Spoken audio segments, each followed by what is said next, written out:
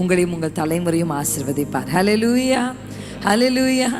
ஆண்டவர் நம் நடுவே இருக்கிறதுனாலே இன்றைக்கு நம்ம முக்கியமான சில வசனங்களை கேட்டுட்டு அதுக்கப்புறம் தொடர்ந்து நம்ம ஜெபிக்க போகிறோம். ஆமென். இடையில ஜெபிக்க ஆவியானவர் ஏவினார்னா நீங்களும் என்னோடு இணைந்து ஜெபிக்க நான் உங்களை உற்சாகப்படுத்துகிறேன். ஹல்லேலூயா, ஆமென். ஆண்டவர் இந்த கடைசி நாளில் நம்ம நேற்று போன பிரசங்கங்களிலே நாம் எழுப்புதலை குறித்து பேசி கொண்டிருந்தாலும் விசேஷமாக இந்த கடைசி நாளிலே கர்த்தர் ஒரு மாஸ் ரிவைவலை செய்யணும்னு நாம் விரும்புகிறார். ஹல்லேலூயா, ஹல்லேலூயா. அப்படிப்பட்ட எழுப்புதல் நடப்பதற்கு நான் முன்பே சொன்ன மாதிரி ஒரு தனி மனித எழுப்புதல் அதற்கு ஒரு மிகுந்த காரணமாக இருக்கும் என்று கர்த்தருக்குள்ளே நாங்கள் நம்புகிறோம். ஹல்லேலூயா, ஆமென். அப்படிதான் நம்முடைய வாழ்க்கையிலும் ஆண்டவர் ஒரு பெரிய எழுப்புதலை கொண்டு வருவதற்கு ஆவியானவர் இல்லாமல் ஒரு எழுப்புதல் இல்லை. ஹல்லேலூயா, ஹல்லேலூயா. கர்த்தருடைய வேதம் சொல்லுகிறது, நம்மால சுயமாய் தனியாய் ஒன்றையும் செய்ய முடியாது. எல்லாவற்றுக்கும் தேவ ஆவியான் நமக்கு உதவி செய்வார். சின்ன விஷயத்துலேருந்து பெரிய விஷயம் வரைக்கும் நமக்கு உதவி செய்வார். பிஸ்னஸில் உதவி செய்வார், வேலை ஸ்தலத்தில் உதவி செய்வார், குடும்பம் நடத்துவதற்கு தேவையான உதவிகளை செய்வார். எல்லாவற்றிற்கும் நமக்கு உதவி செய்யத்தான் ஆண்டவர் பரிசுத்த ஆவியானவரை நமக்கு கொடுத்திருக்கிறார். ஹல்லேலூயா, ஆமென். அப்படிப்பட்ட நிறைவான அபிஷேகத்தையும் கர்த்தருடைய ஆளுகையும் பெற்றுக்கொண்டிருக்கிற நாம் பாக்கியவான்கள். ஹல்லேலூயா. கண்டு விசுவாசித்தவர்களே பாக்கியவான்கள்னா காணாமல் கர்த்தரை விசுவாசிக்கிற நாம் எவ்வளவு பாக்கியவான்கள். ஹல்லேலூயா. இன்றைக்கு ஒரு சில சத்தியங்களை உங்களுக்கு முன்பாக நிறுத்த நான் விரும்புகிறேன். இந்த சத்தியம் கண்டிப்பாக உங்கள் வாழ்க்கைக்கு ஒரு பெரிய ஆசீர்வாதத்தையும் மேன்மையும் கொண்டு வரும் என்று நான் கர்த்தருக்குள்ளே நம்புகிறேன். ஆமென், ஹல்லேலூயா. இன்றைக்கு நம்ம பார்க்க போகிற எழுப்புதலுக்கான ஒரு சில காரியங்கள், கர்த்தர் குடும்பங்களுக்குள்ளே சபைகளுக்குள்ளே கட்டி எழுப்ப விரும்புகிற சில காரியங்களை குறித்து நான் உங்களோடு பகிர்ந்து கொள்ள விரும்புகிறேன். நீங்கள் அதற்காக ஒரு நபரை நாம் இன்றைக்கு படிக்க போகிறோம். கூடுமானவரை 3 பேராகலும் 2 பேராகலும் கர்த்தருடைய சித்தத்தின்படி நாம் அறிந்து கொள்ள கர்த்தர் நமக்கு உதவி செய்வார். உங்களுக்கு முன்பாக நான் நிறுத்த விரும்புகிற ஒரு மனிதனுடைய பெயர் கிதியோன். அவரை குறித்து நாம் நியாயாதிபதிகளின் புத்தகம் 6ஆம் அதிகாரத்திலே நாம் வாசிக்க கேட்கலாம். 6ஆம் அதிகாரம், நியாயாதிபதிகளின் புத்தகம் 6ஆம் அதிகாரத்திலே 24வது வசனம் நாம் வாசிக்க போகிறோம். யாராவது ஒருத்தவங்க எடுத்தவங்க வாசிக்கலாம். நியாயாதிபதிகள் 6:21 24. கிதியோன் கர்த்தருக்கு ஒரு பலிபீடத்தை கட்டி அதற்கு யெகோவா ஷாலோம் என்று பெயரிட்டான். அது இந்நாள் வரைக்கும் அபீஸ்ரீரின் ஊராகிய ஒப்ராவில் இருக்கிறது. ஹல்லேலூயா, ஹல்லேலூயா. நல்ல வலது கரத்தை உயர்த்தி ஹல்லேலூயா. இப்போ கிதியோன் ஒரு பலிபீடத்தை கட்டுகிறார். அந்த பலிபீடத்தை கட்டி அந்த பலிபீடத்துக்கு என்ன பெயர் வைக்கிறார்? யெகோவா ஷாலோம். ஒரு சமாதானம், தேவனுக்கும் மனிதனுக்கும் இடையிலே ஒரு சமாதானம். ஹல்லேலூயா. கர்த்தருக்கும் மனிதனுக்கும் இடையிலே ஒரு ஒப்புரவாக்குதல். ஒப்புரவாக்குதலின் ஊழியத்தை கர்த்தர் புதிய ஏற்பாட்டு ஊழியர்களுக்கு கர்த்தர் கொடுத்திருக்கிறார். ஹல்லேலூயா. தேவனையும் மனிதர்களையும் ஒப்புரவாக்குவதற்காக இப்படி ஒரு சமாதானத்தை உண்டு பண்ண வேண்டும் என்று அவர் ஒரு பலிபீடத்தை கட்டி எழுப்பி அந்த பலிபீடத்திற்கு யெகோவா ஷாலோம், சமாதானம் உண்டாகட்டும், இந்த தேசம் ஆசீர்வதிக்கப்படணும் அப்படின்னா கர்த்தரும் அந்த தேசத்தில் தேவ ஜனங்களும் சமாதானமாக இருக்கணும். ஆமென். நீங்கள் பைபிளில் எங்கெல்லாம் பஞ்ச காலத்தை பார்க்குறீங்களோ அங்கெல்லாம் ஜனங்கள் தேவனை விட்டு திரும்பி இருப்பாங்க. எப்போ ஜனங்கள் தேவனை விட்டு திரும்புகிறாங்களோ அப்போ பஞ்சம் வரும். இந்த கிதியோன் யெகோவா ஷாலோம் என்ற ஒரு பலிபீடத்தை கட்டினாலும் அந்த பலிபீடத்துக்கு ஆண்டு கொடுத்த ரெஸ்பான்ஸ் அடுத்த வசனத்தில், அன்று ராத்திரி கர்த்தர் அவனை நோக்கி. ஹல்லேலூயா, ஹல்லேலூயா. எப்பொழுதெல்லாம் நீங்கள் கர்த்தருக்கு பலிபீடங்களை கட்டி எழுப்புகிறீர்களோ இந்த புதிய ஏற்பாட்டில், எப்பொழுதெல்லாம் கர்த்தருக்கு நீங்கள் உத்தமமான உண்மையான ஆராதனை, துதி பலி, ஸ்தோத்திர பலி, அந்த பலிகளை நீங்கள் செலுத்துறீங்களோ அப்போல்லாம் ஆண்டவர் அவருடைய இருதயத்தை உங்களுக்கு வெளிப்படுத்துவார். சிறந்த ஆராதனை என்ன தெரியுமா? சரியான ஆராதனை என்ன தெரியுமா? ஹல்லேலூயா. சரியான ஆராதனை என்ன தெரியுமா? அந்த ஆராதனை நடுவிலே கர்த்தர் உங்களோடு பேசுவார். ஆராதிக்கும் போதே ஆண்டவர் உங்களுக்கு வெளிப்படுத்துவார். வர்ஷிப் டைமில் நீங்கள் நல்லா இப்போ அபிஷேகத்தில் நம்ம நிரம்பி கர்த்தரை அந்த ஆராதனை வேளையிலே கர்த்தருடைய வார்த்தை உங்களுக்கு வந்திருக்கும். கர்த்தருடைய தீர்க்க தரிசனம் உங்களுக்கு வந்திருக்கும். தேவனுடைய சத்தம் உங்கள் காதுகளில் கேட்டிருக்கும். கர்த்தர் உங்களை விடுதலை ஆக்கியிருப்பார். அந்த ராத்திரி கிதியோனுக்கு கர்த்தர் தரிசனமாகி ஒரு அசைன்மெண்ட்டை கர்த்தர் கொடுக்குறார். ஹல்லேலூயா. ஒரு அசைன்மெண்ட். அதுதான் நம்ம 6ஆம் அதிகாரம் 25ஆம் வசனத்திலே வாசிக்கிறோம். ஆமென். நம்ம வசனங்களை வாசித்து அதுக்கப்புறம் அதில் இருக்கிற வெளிப்பாடுகளை அறிந்து கொள்வோம். வாசிக்கலாமா? அன்று ராத்திரியிலே கர்த்தர் அவனை நோக்கி, நீ உன் தகப்பனுக்கு இருக்கிற காளைகளில் 7 வயதான 2ஆம் காளையை கொண்டு போய் உன் தகப்பனுக்கு இருக்கிற பாகாலின் பலிபீடத்தை தகர்த்து அதன் அருகே இருக்கிற தோப்பை வெட்டி போட்டு, அல்லேலூயா, அந்த தோப்பை வெட்டி போட்டு அந்த பலிபீடத்தை நீ என்ன செய்ய வேண்டும்? தகர்க்க வேண்டும். அல்லேலூயா. கர்த்தர் ஒரு காரியத்தை கட்டி எழுப்புவ, ஷாலோம் சமாதானம் அப்படின்னு சொன்ன உடனே ஆண்டு சொல்றாரு, கரெக்ட், நான் சமாதானம் ஆயிடுறேன், ஆனா உன் தகப்பன் வீட்டில் இருக்கிற அந்த பலிபீடத்தை நீ தகர்த்து போட்டு. இதற்கு நான் உங்களுக்கு, நீங்கள் தொடர்ந்து வாசிச்சிங்கன்னா 27க்கு வாங்க, உங்கள் கவனத்தை கொண்டு வர விரும்புகிறேன். கிதியோன் அந்த வேலையாட்களில் 10 பேரை சேர்த்து கர்த்தர் தனக்கு சொன்னபடி அவன் செய்தான். அல்லேலூயா. அவன் அதை பகலில் செய்யாமல் இரவிலே செய்தான் என்று வேதம் சொல்லுகிறது. காலையில் எழுந்து இது யார் செஞ்சாங்கன்னு ஒருத்தர் கேட்டு விசாரித்த போது அது கிதியோன் செய்தார் என்று அவர்களுக்கு சொல்லப்படுகிறது. அப்படி கிதியோன் செய்து, கிதியோனுக்கு ஒரு பெயரை 32ஆம் வசனத்திலே கொடுக்கிறார்கள். என்ன பெயர்னு வாசிக்கலாமா? தன் பலிபீடத்தை தகர்த்ததின் நிமித்தம் பாகால் அவனோட வழக்காடட்டும் என்று சொல்லி அந்நாளிலே அவனுக்கு யெருபாகால் என்று பெயரிடப்பட்டது. அல்லேலூயா, ஆமென். ஆண்டவர் இன்றைக்கு நம்ம குடும்பங்களில் இருக்கிற கர்த்தருக்கு பிரியமில்லாத பலிபீடங்களை இடிக்க கர்த்தர் விரும்புகிறார். அது ஆண்டவர் எந்த தூதனையும் அனுப்ப மாட்டார், எந்த ஊழியக்காரனையும் அனுப்ப மாட்டார், நீ இடி. அல்லேலூயா. அதை நான் இந்த ஆங்கில சர்வீஸில் பேசும்போது இதை கொஞ்சம் விளக்கி சொன்னேன், உங்களுக்கும் அதை கொஞ்சம் விளக்கி சொல்கிறேன். ஒரு வீட்டுக்குள்ளே நீங்கள் தூங்கிட்டு இருக்கும் போது ஒரு திருடன் வந்தார்னா, நீங்கள் சத்தம் போட்டோன்னா அந்த திருடன் என்ன பண்ணுவான்? ஓடிடுவான். கரெக்டாக இல்லைங்களா? யார் அப்படின்னு ஒரு சத்தத்தை நீங்கள் போட்டிங்கன்னா, திருடன் அப்படின்னு நீங்கள் திருடன்னு பயந்து சத்தம் போட்டால் கூட அவன் என்ன செய்வான்? ஓடிடுவான். ஐயோ எழும்பிட்டாங்க, தெரிஞ்சிருச்சு, நம்ம திருட்டு வெளியரங்கம் ஆயிடுச்சுன்னு ஓடிடுவான். ஆனால் அதே வீட்டுக்குள்ளே ஒரு பத்திரத்தை பிடித்து கொண்டு ஒரு நபர் வரார். அவர் சொல்கிறார், இந்த வீடு என்னோடது, இந்த வீட்டில் இருக்க பொருளெல்லாம் என்னோடது அப்படின்னு சொல்கிறார். நீங்கள் ஹே ஹூ ஹா என்ன கத்துனாலும் அவர் போக மாட்டார். கரெக்டாக இல்லைங்களா? அந்த மனிதனை நீங்கள் துரத்த முடியாது. திருட வருகிறவனை சத்தத்தினால் துரத்தலாம். எத்தனை பேருக்கு புரியுது?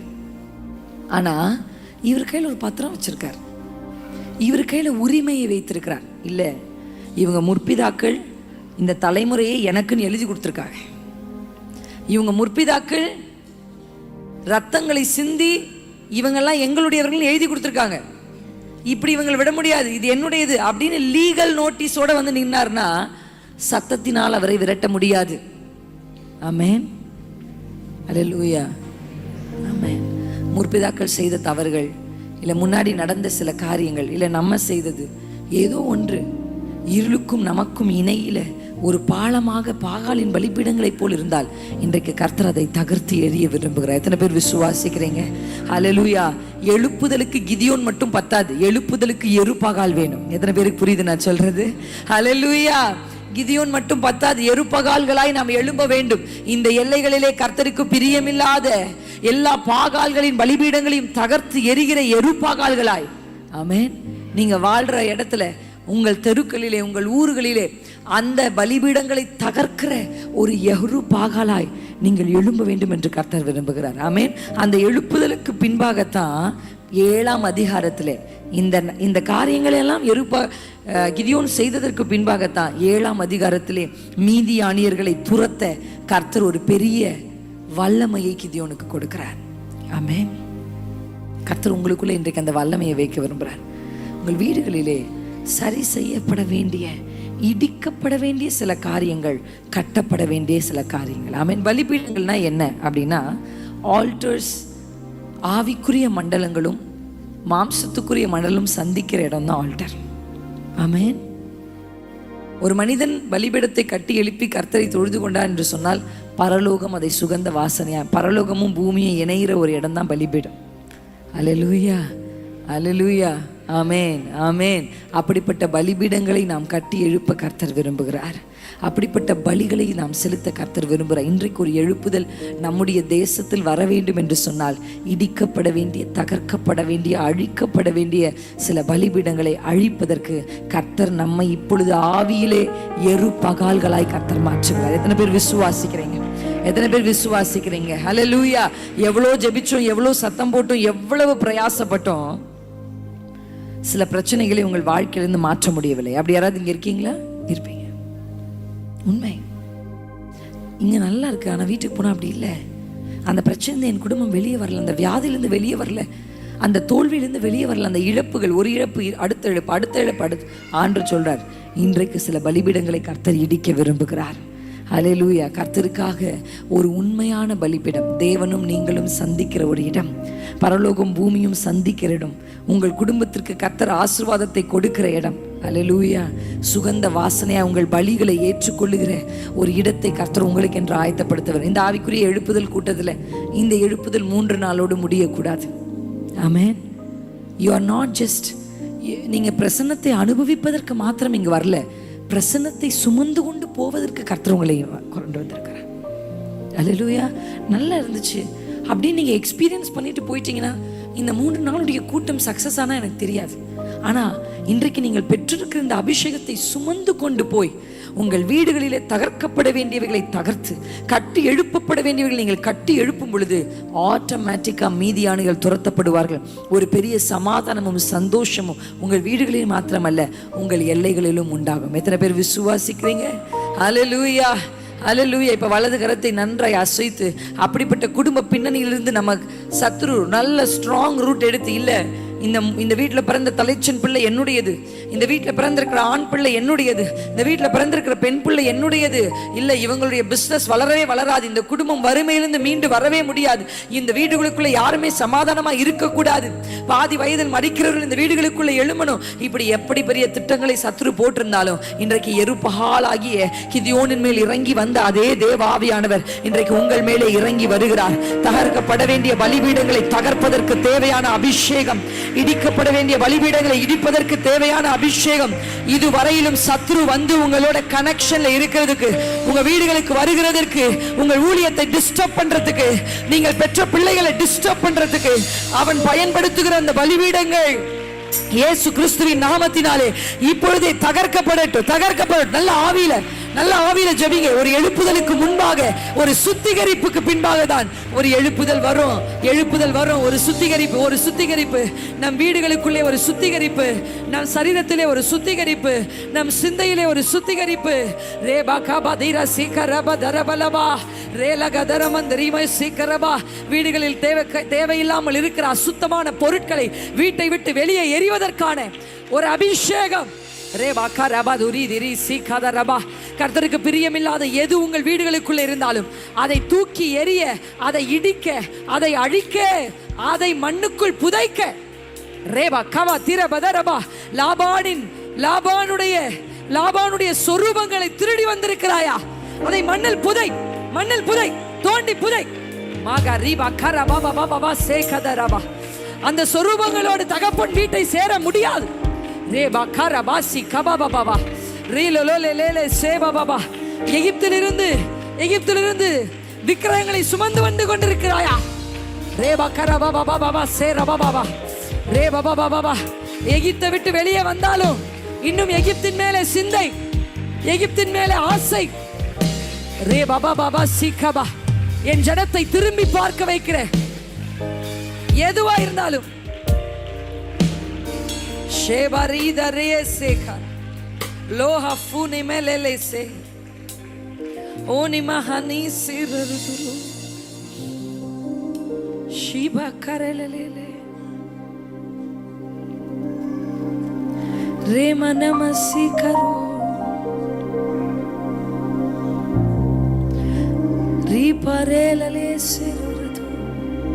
தகர்க்கப்பட்டதற்காய் ஸ்தோத்திரம் அப்பா.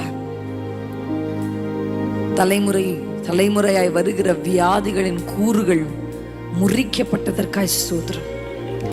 தலைமுறையாய் வருகிற சுபாவங்கள், சுயங்கள் அழிக்கப்பட்டதற்காய் ஸ்தோத்திரம். பெற்றோர் செய்த தவறுகளினாலே பிள்ளைகளை பின்தொடர்கிற விளைவுகளில் இருந்து, பெற்றோர்களுடைய தவறுகளை பிள்ளைகள் ஒருவேளை அந்த விளைவுகளை சுமந்து கொண்டிருப்பார்கள். I deliver in the name of Jesus. இயேசுவின் நாமத்தினாலே பெற்றோருடைய தவறுகளை சுமக்கிற பிள்ளைகளை விடுவிக்கிறோம். ரேபா ரோ ரே சே ரபா கரபா கரே லேலே சேமரா துரே பபோ சே பரோ லோலோ. ஒரு எழுப்புதலுக்கு முன்பாக கர்த்தர் ஒரு சுத்திகரிப்பை எதிர்பார்க்கிறார். ஆமென். உங்க வீடுக்குள்ளே if you want to see a revival, இந்த எல்லைகளுக்குள்ள ஒரு எழுப்புதல் நடக்கணும் அப்படின்னா இந்த எல்லைகளுக்குள்ளே கர்த்தருக்கு பிரியமில்லாமல் எழுப்பப்பட்ட எல்லாவற்றையும் தகர்க்க வேண்டும். அல்லேலூயா. இப்போ நீங்க ஒரு அபிஷேகத்தை ரிசீவ் பண்ணி கொண்டிருக்கிறீங்க. கர்த்தர் மூவ் ஆயிட்டே இருக்கிறார். ஆமென். பரிசுத்த ஆவியானவர் உங்கள் நடுவில். இந்த அபிஷேகத்தோடு நீங்கள் போய் இதுக்கப்புறம் ஜெபிக்கும் போது கர்த்தர் உங்களுக்கு வெளிப்படுத்தி காண்பிப்பார். அதை எடு, அதை தூக்கு, அதை எரி, அதை வெளியே போடு, இதை தகர்த்து விடு, இதற்காக ஜெபி, இதை முறியடி அப்படின்னு கர்த்தர் வெளிப்பாடுகளோடு ஜெபிக்க. ஹல்லேலூயா, ஹல்லேலூயா, ஹல்லேலூயா. எத்தனை பேருக்கு புரியுது? ஆமென், ஆமென். கர்த்தர் உங்களுக்கு அப்படி ஒரு தரிசனத்தை கொடுப்பார். இதற்காக ஜெபி, இதை முடியடிச்சு ஜெபி அப்படின்னு உங்கள் வாழ்க்கைக்கு தேவையானவைகளே கர்த்தர் கொடுப்பார். எழுப்புதலுக்கு என்ன வேண்டும்? எழுப்புதலுக்கு ஒரு சுத்திகரிப்பு, ஒரு சுத்திகரிப்பு. கர்த்தருக்கு சித்தமில்லாத எல்லாம் புறம்பாக எரியப்பட வேண்டும். பாளையத்துக்கு புறம்பே கொண்டு போய் அதை போடணும். கர்த்தருக்கு பிரியமில்லாத எல்லாம் உங்கள் வீட்டை விட்டு வெளியேற வேண்டும். கர்த்தருக்கு பிரியமில்லாதவர்கள் உங்கள் சிந்தைகளை விட்டு வெளியேற வேண்டும். கர்த்தருக்கு பிரியமில்லாதவர்கள் உங்களுடைய சரீரத்தை விட்டு வெளியேற வேண்டும். நீங்க அதை செய்யும் போது மீதியானியருடைய பிடி உங்கள் மேலிருந்து எடுக்கப்படுகிறது. அல்லேலூயா. பிசாசு ஒரு பிடி பிடிச்சிருக்க, அந்த வீட்டை விட மாட்டேன்னு நீங்க சுத்திகரிச்சு பாருங்க, அவன் கை தானா எடுக்கும். சண்டையே போடல சார் கிதியோன், போய் பாருங்க. கிதியோன் ஃபைட்டே பண்ணல, கிதியோன் ஃபைட்டே பண்ணல. சுத்திகரிப்பு நடந்தால் யுத்தம் செய்யாமலே ஜெயத்தை பெற்றுக்கொள்ளலாம். ஹல்லேலூயா. பானையை உடைச்சு எக்காலத்தை ஊதுனா அந்த சத்தத்துக்கே சத்துரு ஓடிட்டான். ஹல்லேலூயா. உங்க சத்தத்துக்கு அவ்வளோ பவர் இருக்கு. நீங்க மட்டும் சுத்திகரிக்கப்பட்ட பாத்திரமாய் உங்கள் குரல்களை உயர்த்தி பாருங்கள், சத்துரு உங்கள் குடும்பத்தை விட்டு ஓடுகிறதை நீங்கள் பார்ப்பீர்கள். சுத்திகரிப்பு இல்லாம கத்துனால அவன் போயிட்டு வாங்கன்னுருவான். எனக்கு உன்னையும் தெரியும், எனக்கு பவுல் இந்த எல்லாம் தெரியும். பவுல் விரட்டினா போவேன், நீ எல்லாம் விரட்டினா போவேன், பீறி போடுவேன். சுத்தம் இல்லை, சுத்தம் இல்லை, பீறி போட்டான். ஆனால் ஒரு மனிதன் சுத்திகரிக்கப்பட்டவனாய், கழுவப்பட்டவனாய், ஒரு குடும்பம் சுத்திகரிக்கப்பட்டதாய் போய் நின்றால் அந்த சத்தத்திற்கு சத்துருக்கள் அணிபணிவார்கள். அல்லேலூயா. கர்மேல் ஜெப வேளையில் ஒரு கையளவு மேகம் காண்கிறேன், ஆகாம் நடுங்கிடவே அக்னி மலையாக பொழிந்திடுமே. நம்புறீங்களா? உங்கள் சத்தத்திற்கு ஆகாப் நடுங்க போகிறான். ஆமென். கர்த்தருக்கு முன்பாக நிற்கிற எலியாக்கு முன்னாடி ஆகாப் நிற்க முடியாது. ஆமென். இந்த 3 நாளும் கர்த்தருக்கு முன்னாடி நின்று இருக்கீங்க. நிச்சயம் உங்கள் வாழ்க்கையிலே எல்லா ஆகாப்பையும் நடுங்க செய்ய கர்த்தர் சித்தம் உள்ளவர். கைகளை தட்டி பாடலாமா? கர்மேல் ஜெப வேளையில் ஒரு கையளவு மேகம் காண்கிறேன், ஆகாப் நடுங்கிடவே அக்னி மலையாக பொழிந்திடுமே. மறுபடியும் கர்மேல், கர்மேல் ஜெப வேளையில் ஒரு கையளவு மேகம் காண்கிறேன், ஆகாப் ஆகாப் ஷரமோதரே மலையாக பொழிந்திடுமே.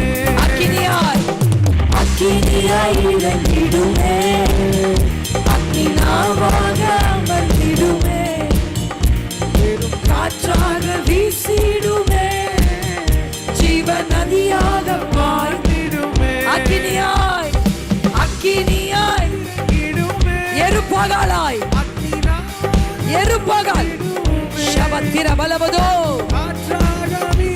எலியாவாய் தேசத்தை சுத்திகரிக்க கர்த்தர் உங்களை எழுப்புகிறார். ஷபரபபா நாவாக இறங்கிடுமே, பெரும் காற்றாக வீசிடுமே, ஜீவன் நதியாக பாய்ந்திடுமே.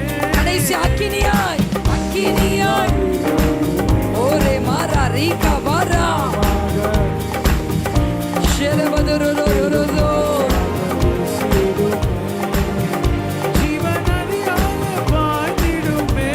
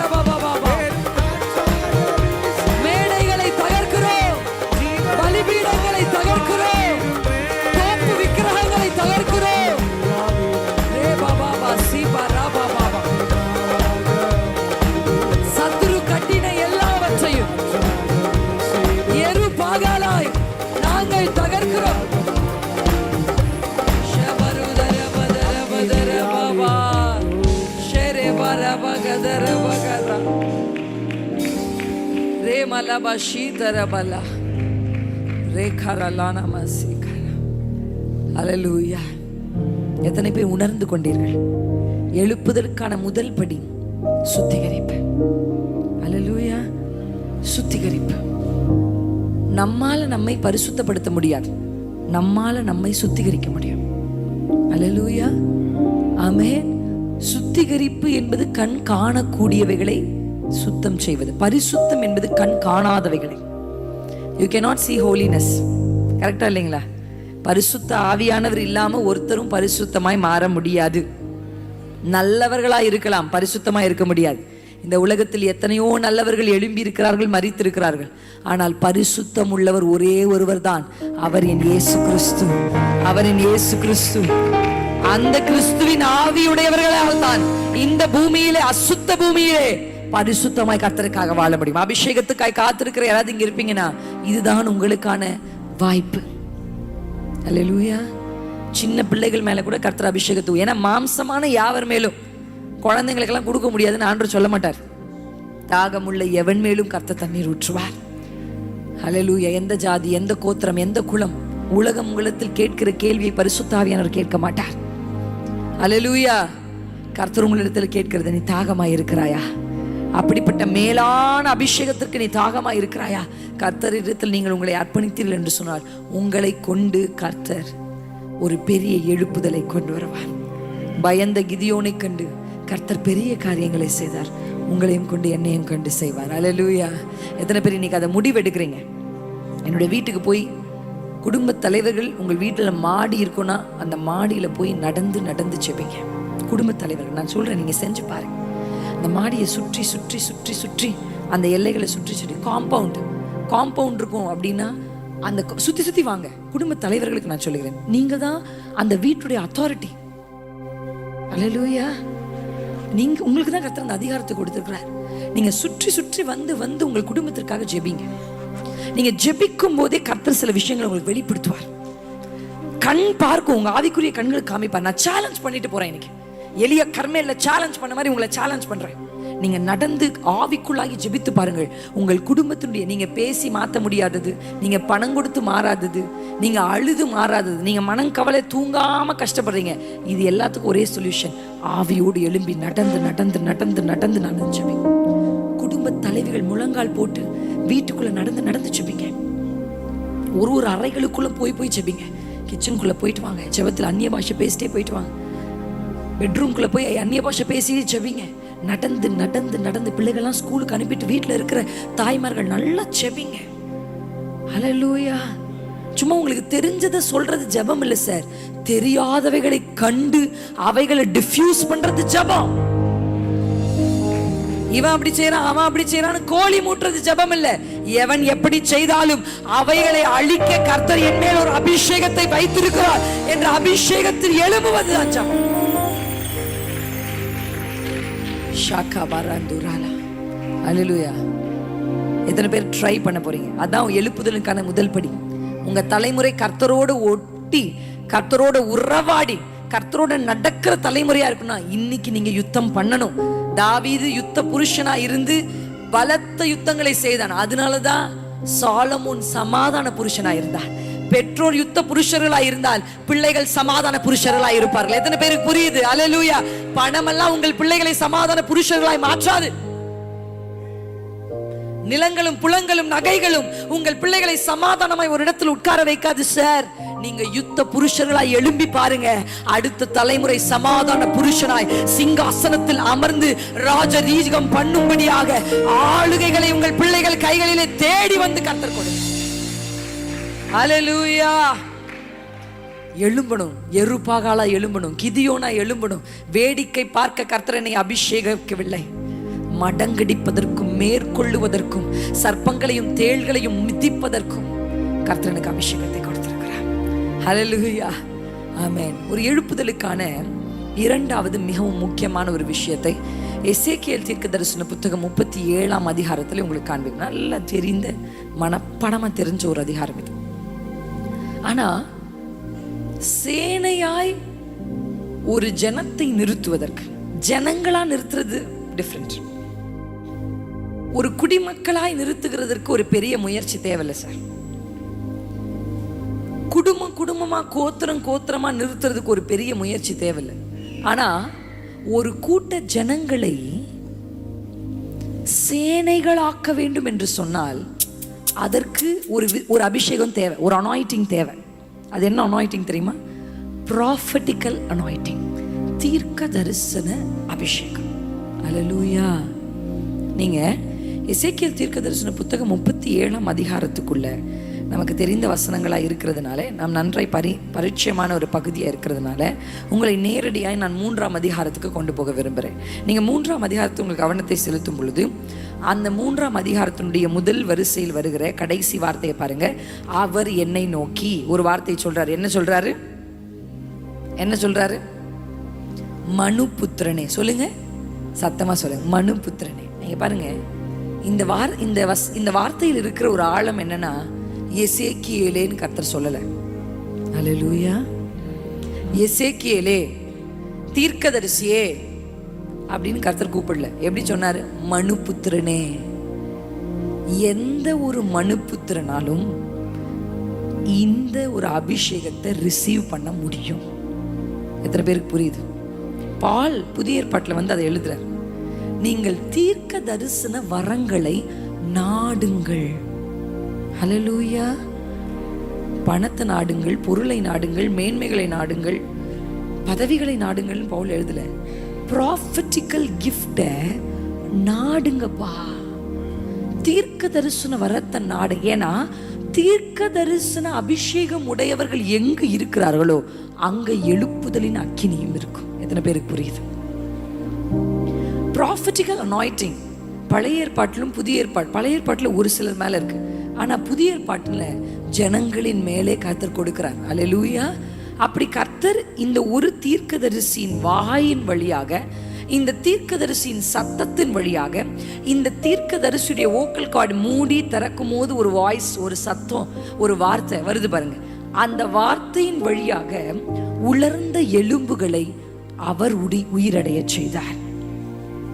ஆமென். இந்த பூமியில கர்த்தர் எதை செய்யணும்னாலும் கர்த்தருக்கு ஒரு மனுபுத்திரன் தேவை என்பதை நீங்கள் புரிந்து கொள்ள வேண்டும். அல்லேலூயா. ஏன்னா கர்த்தர் இந்த பூமியை மனுபுத்திரனுக்கு கொடுத்தாருன்னு சங்கீதத்தில் இருக்கு. அப்ப ஏன் இந்த இடத்துல அந்த வார்த்தை மனுபுத்திரன் இருக்கு?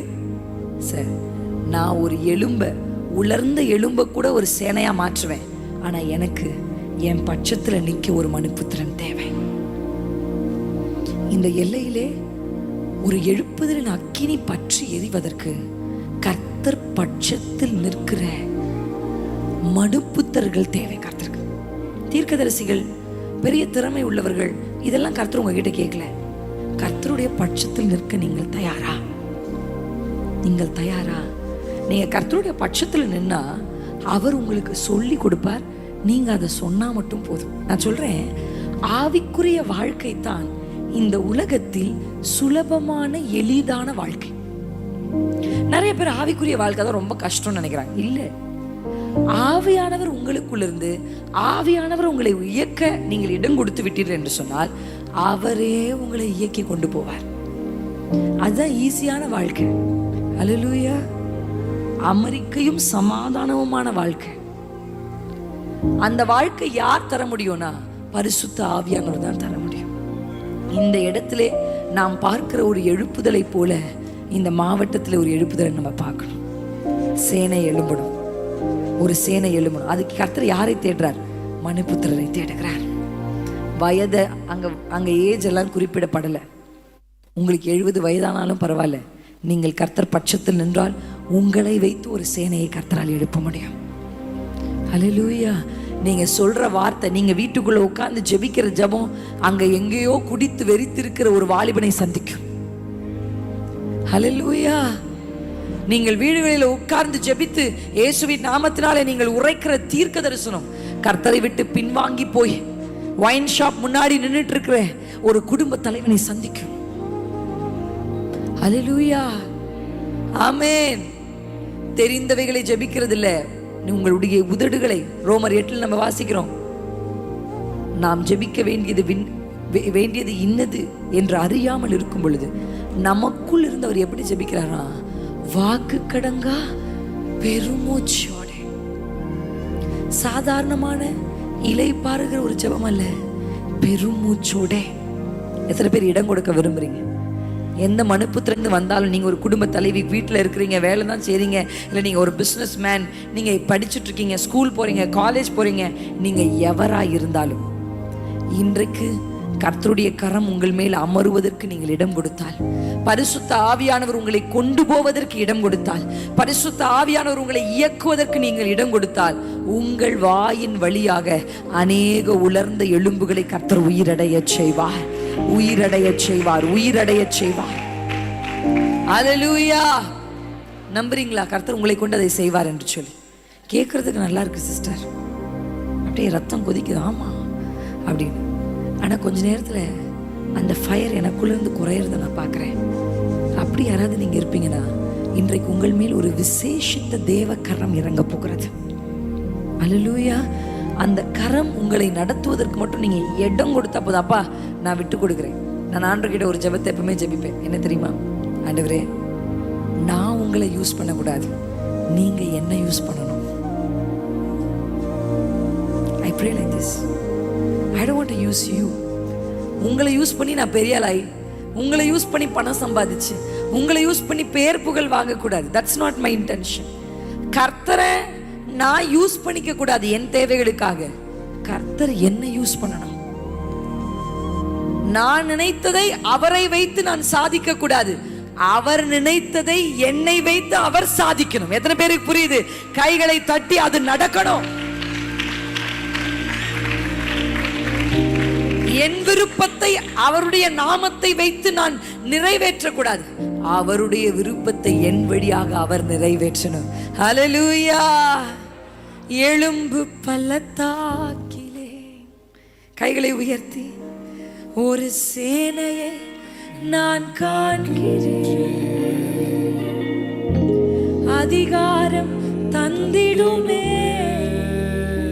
தீர்க்க தரிசனம் உரைத்திட கர்த்தருக்கு அதிகாரம். எத்தனை பேர் விசுவாசிக்கிறீங்க? அந்த வார்த்தை எப்படி இருக்குன்னா, இந்த பாடல் எப்படி எழுதியிருக்காங்கன்னா, ஒரு சேனையை நான் காண்கிறேன். அப்படி ஒரு சேனை இந்த இடத்துல காண்கிறேன்னா, இன்னும் பார்க்கலனாலும் நான் பார்க்குறேன். அல்லேலூயா. இன்னும் வெளிச்சம் உண்டாகலை, ஆனால் கர்த்தர் சொல்ல வெளிச்சம் உண்டாக கடவுது. அவர் சொன்ன உடனே அது உண்டாயிருச்சு. அல்லேலூயா. அதே ஆண்டவர் உங்களோடு இருக்கிறார். இன்றைக்கு நமக்கு என்ன வேணும் தெரியுமா? நான் காலையில் பேசும்போது அந்த முதல் சர்வீஸில் நீங்கள் கேட்டிருப்பீங்க, நான் கர்த்தருக்குள்ள நம்புகிறேன். கேட்கலாம், நீங்கள் லைவை போய் திருப்பியும் பாருங்கள், நம்முடைய லைவ் சேனலில் இருக்கும். அந்த பிரசங்கத்தை நீங்கள் நிச்சயம் கேட்கணும், கிறிஸ்தவர்கள் கேட்கணும். ஏன்னா அந்த வார்த்தை என்னுடைய இருதயத்தை அசைத்து கர்த்தர் பேசின வார்த்தை. அல்லேலூயா, அல்லேலூயா. எனக்காக என் தேவனை பயன்படுத்தின நாட்கள் முடிந்து அவருக்காக நான் பயன்படுகிற ஒரு காலம், அதான் ரிவைவல். அல்லேலூயா. நான் நினைச்சது நடக்கணும்னு உபவாசிக்கிறது இல்லை உபவாசம், கர்த்தர் நினைச்சது நடக்கணும்னு உபவாசிக்கிறது தான் உபவாசம். அல்லேலூயா. உபவாசம் கர்த்தரை மாற்றாது, ஏன்னா அவர்கிட்ட மாற்றுறதுக்கு ஒண்ணுமே இல்லை. தப்பா உங்களால 40 நாள் உபவாசம் போட்டெல்லாம் மாற்ற முடியாது ஆண்டவர். Don't ever try to do that. அவர் மாறாதவர், அவரை மாற்ற முடியாது. 40 நாள் எத்தனை நாள் நீங்க ஃபாஸ்ட் பண்ணாலும் அவரை நீங்கள் மாற்ற போகிறதில்லை. உபவாசிக்கிறவர்களை அவர் தான் மாற்ற போகிறார்.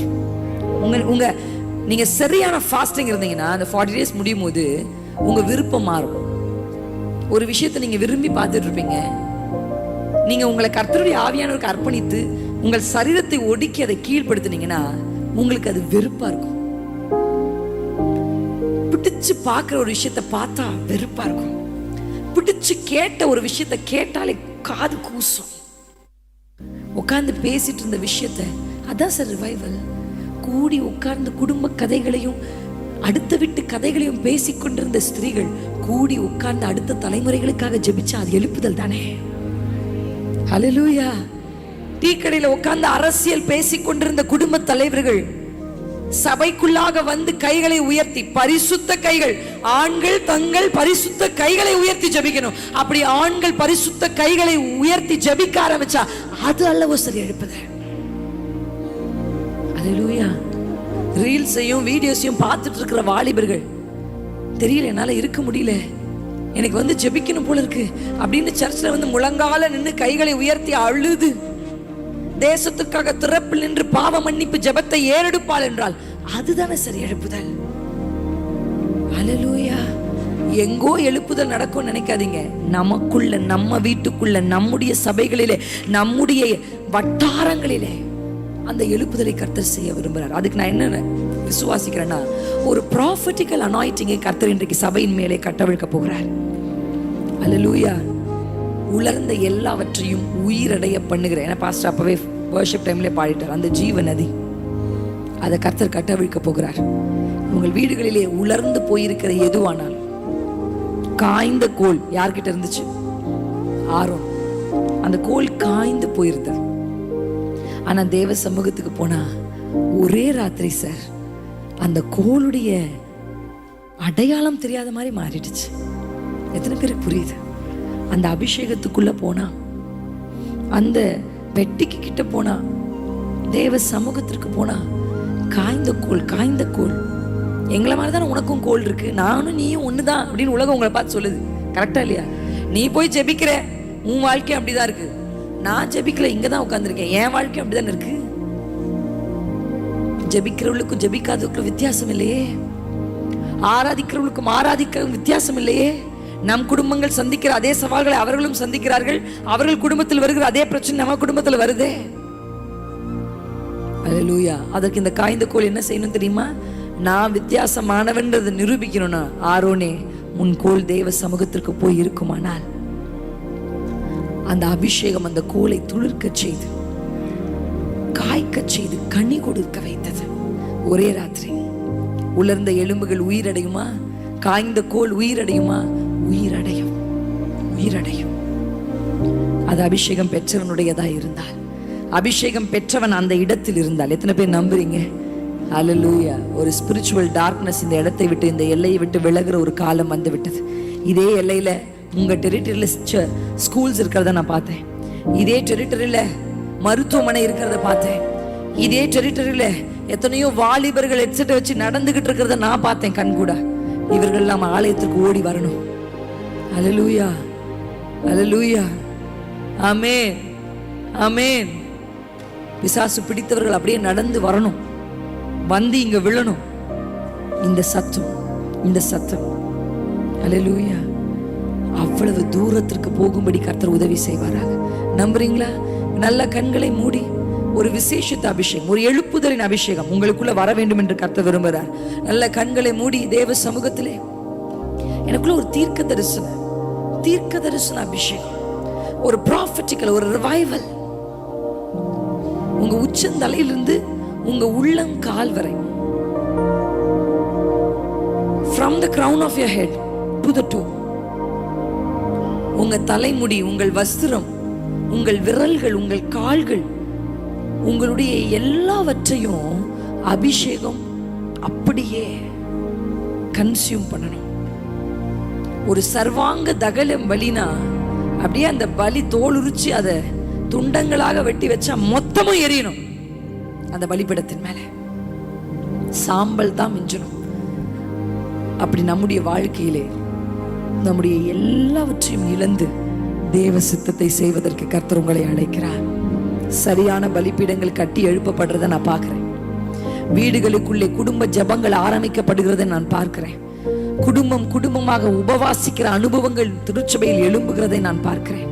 வாலிப பிள்ளைங்க சும்மா போன்ல பேசி கதை பேசாம, வாலிப பிள்ளைங்க போன் பண்ணி எனக்கு ஜெபிக்கணும்னு பாரமா இருக்கு, இந்த தேசத்தை கர்த்தர் எனக்கு காண்பிக்கிறார், இதுக்காக நம்ம ஜெபிக்கலாம் வா அப்படின்னு கூடி கூடி ஜெபிக்கிற வாலிப சமுதாயத்தை நான் பார்க்கிறேன். அல்லேலூயா. எழும்பு பள்ளத்தாக்கிலே ஒரு சேனையை நான் காண்கிறேன், அதிகாரம் தந்திடுமே, தீர்க்க தரிசனம் உரைத்திடவே. வேணுமா இந்த அதிகாரம்? என் பிள்ளை வாழ்க்கை எப்படி இருக்குமோன்னு அழக்கூடாது. என் பிள்ளை வாழ்க்கை இப்படிதான் இருக்கும்னு அடிச்சு பேசுறதற்கு ஒரு தீர்க்க தரிசன அபிஷேகத்தை கர்த்தர் உங்களுக்கு கொடுக்கிறேன். உன் வாழ்க்கை இப்படிதான் ஆக போகுது பாரு அப்படின்னு உங்களை பார்த்து சாபமிடுகிற, உங்களை மட்டப்படுத்துகிற மனிதர்களுக்கு முன்பாக இப்படித்தான் நாங்க வாழ போறோம், வேடிக்கை பாரு என்று எலியாவை போல சவால் விடுகிற தீர்க்க தரிசன அபிஷேகம். அவள் வரும் காரியங்களை குறித்து மகிழ்வாள். இங்கிலீஷ்ல இருக்கு, she laughs at a future. அவளுக்கு தெரியும் அவ எதிர்காலம் கர்த்தருடைய கையில் இருக்கிறது என்று. சிரித்த முகத்தோடு எதிர்காலத்தை வரவேற்கிற ஒரு ஸ்திரீ, புத்தியுள்ள ஸ்திரீ. இன்றைக்கு அந்த அபிஷேகம் உங்கள் மேல் இறங்க தேவன் இன்றைக்கு அதை கொண்டு வர விரும்புற ஒரு ரிவைவல் எங்கிருந்து வரப்போகுது தெரியுமா? இடம் கொடுத்தா எழுப்புதல் வரும். உச்சந்தலை இந்த உள்ளங்கால் வரை பள்ளத்தாக்குக்கு போ அப்படின்னா அந்த பாதம் அந்த பள்ளத்தாக்குல படணும். கர்த்தருடைய கரம் அவர் மேலே படணும். ஆண்டவர் சொல்றத நல்லா கவனித்து ஆண்டவர் சொல்றத ரிப்பீட் பண்ணணும். கேட்கிற காதுகளும் பேசுகிற உதடுகளும் இருக்கணும்.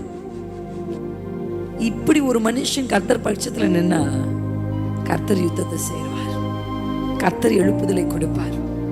நம்ம வீடுகளுக்குள்ள இருக்கிற எல்லா விதமான பயங்கரங்களும் கர்த்தர் நம்மை விடுதலையாக்குவார். இந்த காலம் கடைசி காலம், உங்க எல்லாருக்குமே நல்லா தெரியும். ஒரு பயம் உங்களுக்கு எப்படி பிள்ளைகளை வளர்ப்போம், எப்படி இந்த சமுதாயத்துக்கு முன்பாக பிள்ளைகளை கொண்டு வந்து நிறுத்துவோம், என்ன ஆக போகுது, பொருளாதாரத்தை குறித்த பயம், எதிர்காலத்தை குறித்த பயம் எல்லாமே உங்களுக்குள்ள இருக்கலாம். ஆனா இன்றைக்கு உங்களுக்குள் நீங்கள் பெற்றுக்கொள்ள போகிற இந்த தீர்க்க தரிசன அபிஷேகம் என்ன செய்ய போகிற தெரியுமா? எதிர்காலத்தை கண்டு மகிழச் செய்ய போகுது. கவலை எல்லாம் ஓடி போக போகுது, பறக்க போகுது. உங்களை பிசாசு பயமுறுத்திட்டு இருக்கான்ல, அந்த பயங்களை எல்லாம் கர்த்தர் மாற்ற போகிறார். ஏன்னா யாரோ ஒருவரை கொண்டு வந்து கர்த்தர் உங்கள் வாழ்க்கையை மாற்ற போகிறதில்லை, உங்களை அந்த பிரச்சனைகளின் நடுவே கொண்டு போய் அதை மாற்ற போகிறார். கத்தி கத்தி அழுதார் மோசே, என்ன ஆண்டவரே, பின்னாடி எகிப்தியன் முன்னாடி செங்கடல், இப்படி வேடிக்கை பார்க்குறீங்களேப்பா. ஆண்டவர் சொன்னார், நான் ஒன்றும் வேடிக்கை பார்க்கல, உன் கையில என்ன கொடுத்துருக்கிறேன். ஹல்லேலூயா, ஹல்லேலூயா. எலியா பின்னாடி எலிசா போயிட்டே இருக்கிறார். நீங்க பைபிள்ல வாசிங்க. எலியா எடுத்துக்கொள்ளப்பட்ட போது எலியாவின் சால்வைய எலியா குறிப்பாத்து எலிசா மேல போட்டுட்டெல்லாம் போல. அவர் அப்படியே சுழல் காற்றுல எடுத்துக்கொள்ளப்படும் போது அவர் சால்வை வந்து கீழே விழுந்துருது. பைபிளை வாசிச்சா அப்படிதான் இருக்கு. அந்த சால்வை எங்க கிடந்தது தெரியுமா? கீழே கிடந்தது. அப்ப எலிசா இல்லாம யார் இருந்திருந்தாலும் அந்த சால்வையை சுருட்டி அடிச்சிருந்தா யோர்தான் பிளந்திருக்கும். உங்களுக்கு புரியுதா நான் சொல்றது? அது எலிசாவா தான் இருக்கணும்னு அவசியம் இல்லை சார், அவசியம் இல்லை. எடுத்துக்கொள்ளப்படும் பொழுது அந்த சால்வை விழும்போது யார் அந்த இடத்தில் இருக்கிறார்களோ, யார் எடுத்து சுருட்டி அடிக்கிறார். எப்படி சொல்லி என்ன சொல்லி அடிச்சார் தெரியுமா? அந்த வார்த்தையை குறித்து அந்த ஒரு லைனை வச்சு நான் பிரசங்கம் பண்ணியிருக்கிறேன். ஆனால் எனக்கு அந்த வார்த்தை எனக்குள்ள ஒரு ஹையர் லெவல் ஆஃப் எக்ஸ்பெக்டேஷன், காலைல நான் சொன்ன மாதிரி மேலான எதிர்பார்ப்புகளை கொடுத்து என்ன சொல்லி அந்த யோர்தானை அடித்தார். அவர் வெறும் சால்வையை சுற்றி அடித்தார் என்று மட்டுமில்லை, எலியாவின் தேவன் எங்கேன்னு சொல்லி அடிச்சார். வாயில சொல்லு, கையில செயல். யோர்தான் ரெண்டா பழகுது. பேசணும், பேசணும். உங்கள் வாழ்க்கை குறித்து வேறு ஒருவர் பேசுவதை வேடிக்கை பார்க்காமல் நீங்கள் உங்கள் எதிர்காலத்தை குறித்து பேசணும். நீங்க உங்க பிள்ளைகளை குறித்து பேசணும். நீங்க உங்க பேர பிள்ளைகளை குறித்து பேசணும். நடக்கிறத உட்காந்து இப்படி பண்றான் அப்படி பண்றான்னு சொல்றதுக்கு இல்ல. பாட்டி தாத்தா யாராவது என் சத்தத்தை கேட்கறீங்கன்னா, என் பேர பிள்ளை இப்படி பண்றான், என் பிள்ளை இப்படி செய்யறான், அதற்கு இல்ல சிஸ்டர் அபிஷேகம் உங்களுக்கு கர்த்தர் கொடுத்தது. செய்கிறவைகளை சொல்வதற்கு அல்ல, அவன் செய்ய போகிறவைகளை சொல்லுகிறதற்கு, அவனை கொண்டு கர்த்தர் செய்ய போகிறவைகளை சொல்லுகிறதற்கு. குறை சொல்றதுக்கு அபிஷேகம் இல்ல, கர்த்தர் செய்ய போகிறதை கண்டு சொல்ற. இல்ல இல்ல, இப்போ ஒருவேளை அவன் அப்படி இருக்கலாம், இப்போ ஒருவேளை என் வாழ்க்கை எப்படி இருக்கலாம், இப்போ ஒருவேளை கேலியா இருக்கலாம், ஆனா ஒரு காலம் வருகிறது இப்படி கர்த்தர் என் வாழ்க்கையை மாற்ற போகிறார். அல்லேலூயா.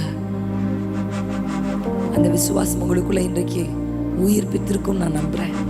மேலான வல்லமைகளையும் மேலான தரிசனங்களையும் நீங்கள் தேட நான் விரும்புகிறேன். கீழானவைகளை மறந்து விட்டு நீங்க வானத்தை நோக்கி பாருங்க, பாருங்க. எல்லாவற்றையும் கர்த்தர் உங்களுக்கு கூட கொடுப்பார். கொஞ்சம் தான் அந்த கூடையில் இருக்கு.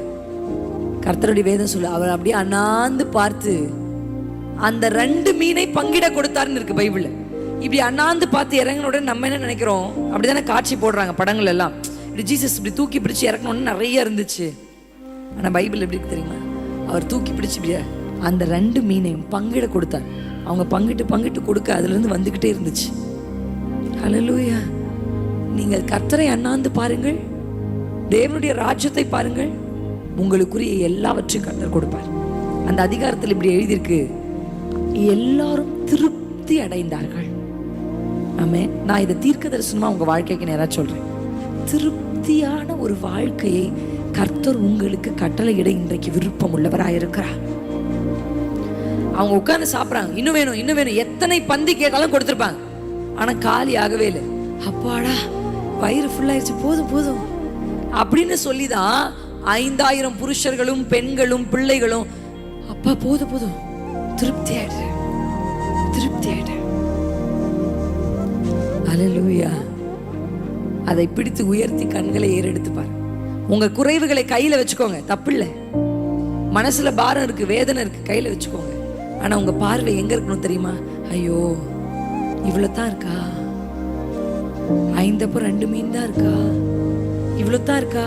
கூடைய பார்க்காதீங்க, தேவனை பாருங்க. பார்த்து கண்களை பாருங்க, பெருக்கத்தை கர்த்தர் கட்டளையிட்டு இருப்பார். அல்லேலூயா.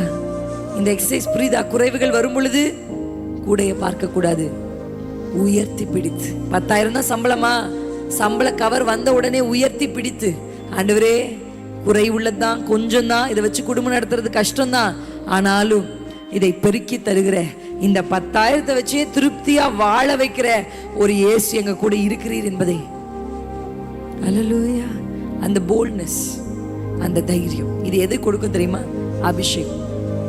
ஆங்கிலத்தில் இப்படி ஒரு வார்த்தை இருக்கு, அடாசிட்டி. அது தமிழாக்கம் பண்ண எனக்கு தெரியல, ஆனாலும் அடாசிட்டின்றது ஒரு ஒரு மொரட்டுத்தனமான தைரியம். அடாஷியஸ், அடாசிட்டி, மொரட்டு. எப்படி வரும் தெரியுமா? அது அபிஷேகம் உங்கள் மேல் இருந்தால். Amen. You will challenge your future. உங்களை பயமுறுத்துற பிசாசை நீங்க சேலஞ்ச் பண்ணுவீங்க. நான் என்ன நாயா அப்படின்னு கேட்டா, அழிப்பதற்கு முன்பாக வார்த்தையை அனுப்பினான் தாவீது. முன்னாடி ஒரு விஷயம் சிங்கத்துக்கு நான் பண்ண மாதிரி கரடிக்கு பண்ண உனக்கும் பண்ணுவேன். அந்த வார்த்தை முதல்ல போய் அவன் பவரை உறிஞ்சிருச்சு. சார் கல்லெல்லாம் ஒன்றும் பண்ணல சார், கல்லுல இல்லை பவர். எப்படி நீங்க யோசிச்சு பாரு, என் தலையில ஒரு கல் அடிங்க, நானே கீழே விழ மாட்டேன். எப்படி சார் கோலியாத் விழுந்தான்? வார்த்தை போன உடனே கோலியாத்தினுடைய பவர் எல்லாம் அப்படியே கர்த்தர் உருவி எடுத்துட்டாரு. சும்மா வெளியில பார்க்க கோலியாத் நின்றுட்டு இருந்திருப்பான், கல்லு பட்டோடனே டக்குன்னு விழுந்தான். ஏன்னா உள்ளதான் பவர் இல்லையே. இந்த பவரை எப்படி வெளியில எடுத்ததுன்னா தாவீது சொன்ன வார்த்தை. உங்களுக்கு புரியுதா? உலர்ந்த எலும்புகளுக்குள்ளே உயிரை அனுப்புவதும் வார்த்தை தான். உயிருள்ள ஒரு மனுஷனுக்குள்ள அவனிடத்துல இந்த வல்லமையை உருவி எடுப்பதும் வார்த்தை தான். சிங்கம் இருக்கு, ஆனா சிங்கத்தால கடிக்க முடியாது. அக்கினி இருக்கு, ஆனா அக்கினியால பட்சிக்க முடியாது. எல்லாமே இருக்கிற மாதிரி இருக்கும், ஆனா ஒன்றும் உங்களை சேதப்படுத்தாது. எத்தனை பேருக்கு புரியுது அந்த பிரச்சனை? அதனாலதான் ஒரு முச்செடி எரிந்து, அந்த முச்செடி எரிந்து சாம்பலா போச்சுன்னா அது சாட்சி இல்லை. ஒரு முச்செடி எரியாம இருந்தாலும் அது ஒரு பெரிய எல்லாம் இருக்கு, எல்லா முச்செடியும் அப்படித்தானே இருக்கு அப்படின்னு இருக்கலாம். ஆனா இந்த முழு மலையிலுமே ஒரு முச்செடி எரியுது, ஆனா வெந்து போகல. அதுதானே சார் சாட்சி. அல்லேலூயா. உங்க வாழ்க்கையும் அப்படிதான். வெந்து போக மாட்டீங்க, மூழ்கி போக மாட்டீங்க. ஆமென், ஆமென். பவர் மாதிரி தெரியும், நீங்க பேசி பாருங்க, அதுக்குள்ள இருக்கிற பவரை கர்த்தர் வெளியே எடுத்துருவார். அல்லேலூயா. அந்த அக்கினிக்கு எப்ப பவர் போச்சு தெரியுமா? ஷாத்ராக் மேஷாக் ஆபேத்நேகோ சொன்னாங்க, இதெல்லாம் என்கிட்ட பேசாதீங்க, நீங்க என்ன சொன்னாலும் நாங்க வணங்க மாட்டோம். அவங்க அங்க சொல்லும் போதே இங்க அக்கினி வந்து இங்கே போயிடுச்சு. வெளியில் எல்லாரையும் அந்த அக்கினி பட்சிக்கலாம், ஆனால் விசுவாச வீரனை, அபிஷேகம் பெற்றவனை, அடாஷியஸ் பர்சனாலிட்டியை அந்த அக்கினி ஒண்ணுமே பண்ண முடியாது. அல்லேலூயா. இப்படி சிங்கத்தை போல தைரியமுள்ள நீதிமான்களாய் கர்த்தர் உங்களை எழுப்ப வரும். என்னோடு கூட சேர்ந்து எழும்பி நிலைங்க. நான் பெரிய ஆழமுள்ள நிறைய வசனங்களை உங்களுக்கு சொல்லலை, ஆனா இந்த காலத்துக்கு ஏற்ற, இந்த நாட்களுக்கு ஏற்ற உங்கள் வாழ்க்கையை கர்த்தர் ஒரு ஜெயமுள்ள வாழ்க்கையை மாற்ற விரும்புகிறார்.